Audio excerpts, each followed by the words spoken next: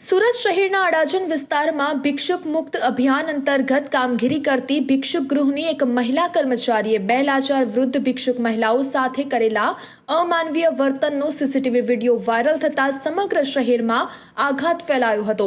વિડીયોમાં મહિલા કર્મચારી વૃદ્ધાના કપડાં ખેંચીને ઢસડતી અને માર મારતી જોવા મળી રહી હતી, જેના કારણે તેને માફીની માંગ પણ ઉઠી હતી।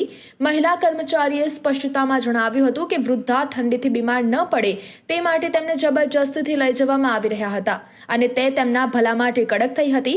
જો કે આ માનવતાને લજવનારી ઘટના અંગે તપાસના આદેશો આપી દેવામાં આવ્યા છે, કારણ કે આ વિડીયોએ સુરતની સેવાકીય છબી પર સવાલો ઉઠાવ્યા છે।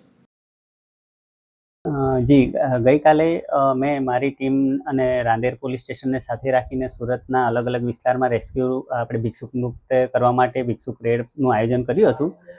એમાં મારા પર સોશિયલ મીડિયામાં દ્વારા એક વિડીયો આવ્યો હતો બપોરના, અને એમાં એક મારા કર્મચારી દ્વારા એક વૃદ્ધ બાને માર મારતો વિડીયો મારા ધ્યાને આવ્યો હતો,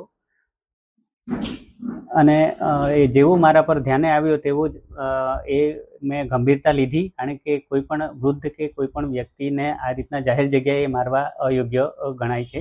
અને મેં તાત્કાલિક જ એ જે મારે ત્યાં ગાર્ડ તરીકે ફરજ બજાવતા હતા દિવ્યાબેન કરીને, તો એમને મેં તાત્કાલિક નોકરીમાંથી છૂટા કરી દીધા છે। ખૂબ જ ગંભીર બાબત છે, કારણ કે જ્યારે અમે અહીં એમને રાખવા માટે એમના જીવન સુધરે એના માટેનું આ ભિક્ષુગૃહ સરકાર દ્વારા બનાવવામાં આવેલું છે, પણ જે આજે હાથ ઉગામવાની જે બાબત આવે એ ખૂબ જ ગંભીર ગણી શકાય।